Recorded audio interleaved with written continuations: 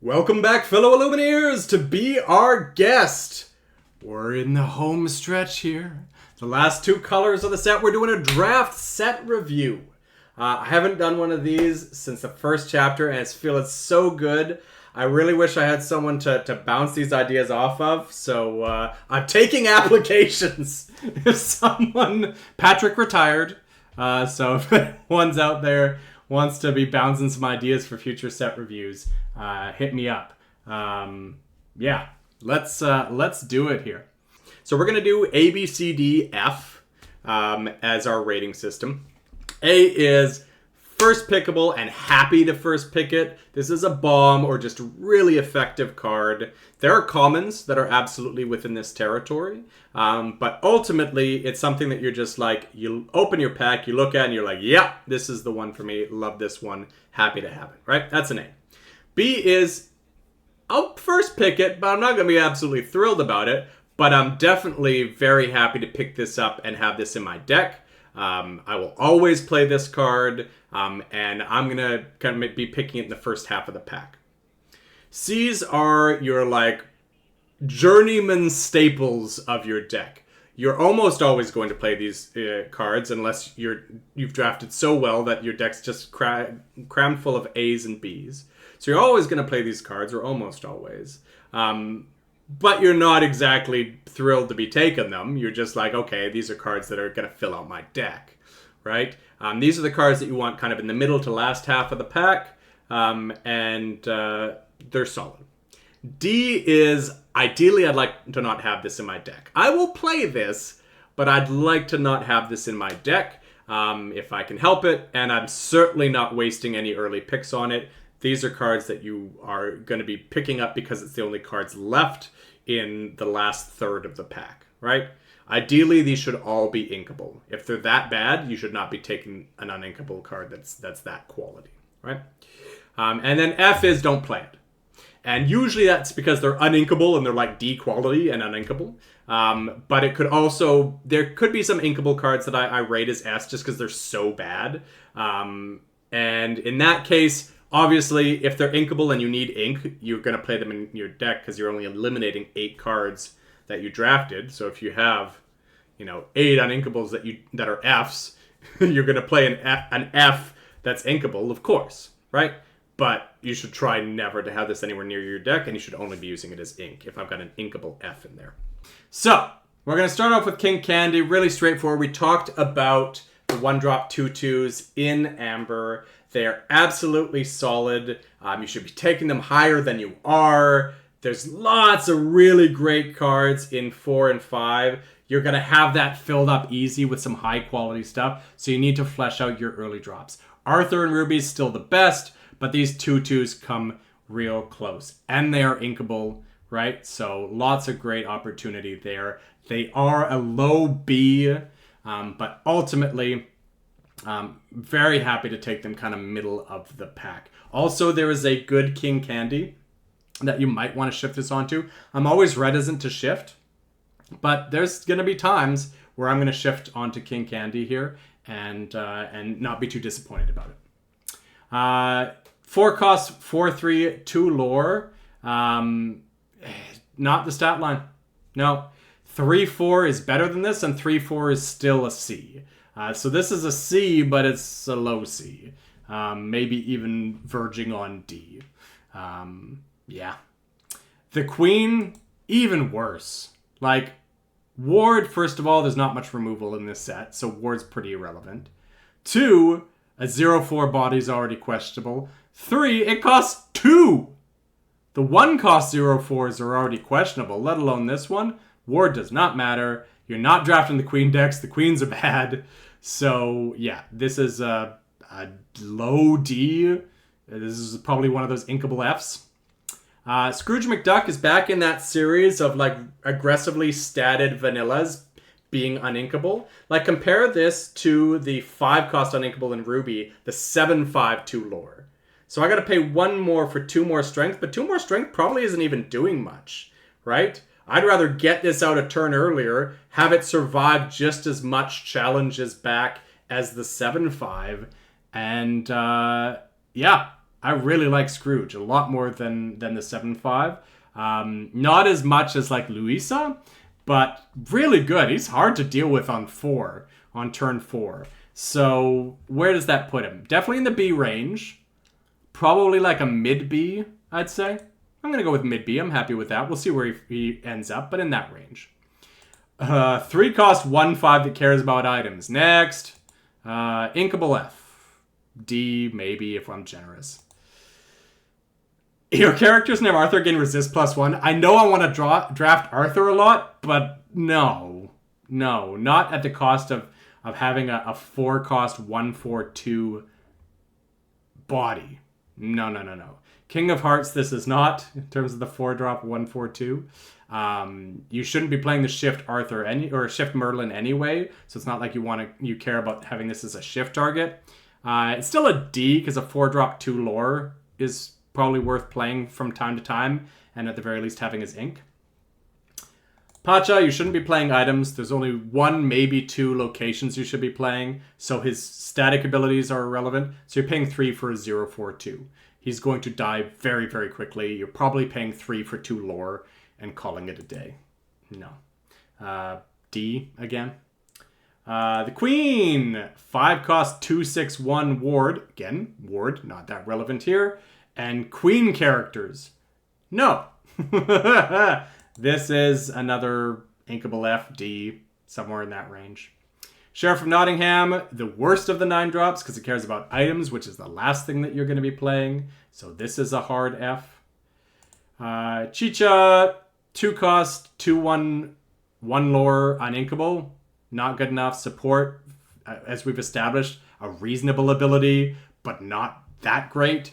And you shouldn't really be playing ramp. I will make an argument for playing some ramp in a little bit, but you shouldn't really be playing ramp. So this is your constructed card. Draft it if you want to build this constructed deck. But as far as draft rankings go, yeah, this is an F just because it's uninkable. If it was inkable, it would be a D, or maybe it would be a D. Compare this to the 1 drop that we're going to see later, 2/1 support. And it's night and day. Prince John, another card that cares about items, another card that we don't care about in draft. That is another D. The Queen also cares about the Queen, which we're not playing the Queen deck. This is another F. We're blitzing through ones today. We got a lot of Fs and Ds so far in Sapphire. Kuzco, 6 cost 3/5/2 lore. The buy invite only, you're not ramping in this deck. You might play it once if you got a big challenge turn, and that helps you. So really it's down to your giving them free ink at the cost of one of their items or locations. They're probably not playing much of either, if anything at all. And certainly there's not really any items you care about. And there's 1 location you care about that you can just challenge into. D, because it's a 2 lore body with 5 willpower. So not an F, but close. This one's hard, y'all. This one's hard. 8 cost uninkable with no cost reduction is going to be very, very hard to pull off in draft. But my goodness. You get 2 cards back. There's almost no hard removal, so you're almost certainly going to be questing for 4 and able to dump your entire hand the following turn. Probably 3 cards, the 2 you got back and the 1 you drew for the turn. But still, dumping 3 cards in 1 turn, plus 4 ink, or 4 lore, plus a 4/9 body. If you can make this work, it is a bomb. But this is the only card I would ever ramp in draft is usually a waste of assets, right? You're speeding up slightly, but at the cost of cards. And you just can't afford to do that in draft. This is one of those cards I would probably be willing to. And thankfully, there is 1 ramp card in this set that's probably worth playing regardless of having Mufasa. So if you could draft a couple of those, and we'll get to it in a second. If you can draft a couple of those and just be really careful about having cards that are inkable and get you card advantage early so you can keep filling your hand to keep inking. This is a build-around bomb. But this is one of those cards that's worth building around. Because if you can get this to go off, guys, it's going to get stuck in your hand. It is absolutely going to... You're going to have games where you're like, oh, Mufasa! Stuck again! But it's so tempting because it's such a beast. I'm going to draft it. I don't care. I'm going to draft it. If I see it in my pack, I'm taking it. I'm going to make it work. Come heck or high water. But it's probably not an A, but I'm going to put it as an A because darn it, it's my list and I want to. He's so good.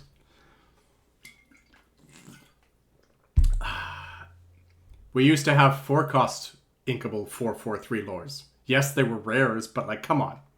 No. I love Ludwig von Drake. I love the color song. But, no. Sorry, Ludwig. You're a C. Like, I'll play him. But low C. 1 cost on inkable 1/2. Get the heck out of here. That's an F. And no, this is not an... You don't draft this because you've got the Amber Minnie Mouse that wants shift. As I mentioned in the Amber video, that ain't worth it. The 3-drop Ruby is about the only one that I might play other than her in terms of Minnie Mouse. And you probably don't want to be shifting on top of the 2/4, but that's about the only one that I might shift on top of if I had a huge bomb. If I was already at 8 ink and I had Mufasa, best believe I'm shifting Minnie. But other than that, yeah, this one is an F. Basil, I'm getting higher on. There's a lot of good 1-drops, and having 1 willpower is kind of rough. But this is where support really shines. 1 cost for a 2-strength support. Compare this to the Lilo and Amber. 2 costs for a 1/3. Yeah, I mean, I'm having difficulty rating Basil because I discounted him for the longest time because any 1-drop 2/1 I just really don't want to play. But I've been playing him a little bit recently. And I think he might be worth it. Is he worth it more than, say, the 1-drop 2/2s? If I got Arthur, the 2/3 in the deck, probably. Because then maybe I can run this into... I can run Arthur into like a 3-drop or 4-drop with Basil. Basil's one you're probably going to have to hold back a few turns. Like, you don't want to expose him to dying to a 1/3 or a 1/4 or something like that. Unless you've already gotten really good value out of him. So he's probably going to have to hold back a little bit in the early game. But for a 1-drop, yeah, I think Basil's probably like a high C, maybe low B. And I could probably make an argument for taking him over the 2/2s. Yeah. This is the King Candy I was talking about. So he is uninkable. But this is one of the glut of really good 5-drops. There's so many. Think about all the ones we've covered. There's so many good 5-drops. This is the uninkable one, which is risky. But 3/3/2 lore, nothing to scoff about. And you get a better develop your brain. Right? Because develop your brain is look at 2, keep 1. This is look at 2, but you could keep the 2 that you drew and put a worse one that was in your hand on the bottom of your deck. Right? So if you've got some lingering card that it's like a 1-drop that's no longer going to impact the board, and you draw 2 great 5, 6, 7 drops, it's like, yeah, I'm putting that 1-drop on the bottom of the deck. So it's even better than develop your brain. So, yeah. I'm not drafting this as high as like Zazu. I'm not drafting this as high as the Hey we're going to see in Steel. So this is either like 3rd or 4th pick for me in terms of the 5-drops. But still pretty high up there and still amazing. And occasionally you might shift him because the shift costs low onto the 1-drop or the 2-drop King Candy / Turbo. Turbo is probably already going to be used up, so less likely him. But yeah, you might shift it from time to time. Just don't shift it just because you can on turn 3. This is just as fine on turn 5 or turn 7 or turn 9 if you get that late. So don't worry too much about shifting him on turn 3 unless you're just getting really good advantage for that. You can clear their board, he stays on the board and can quest the following turn and you get the card draw. Then maybe I'm shifting, right? Where does that rank him? Mid B, low B. Really like him. This is the one. First of all, this is like my favorite Donald Duck now, because they've done Donald Duck pretty dirty. My other favorite Donald Duck is the original 2-cost 2/3 from set 1, first chapter. So this is a card that the body is decent enough. Again, think of the vanilla stat line. It's normally 4 cost, 3, 4, 2 lore. Not thrilled with that, but fine. I gotta pay 1 more ink to be able to ramp. And especially since there's a lot of really good large drops that I'm really tempted to play in this set. Now, keep in mind the glut of 5 drops. This is not probably even in the top 5.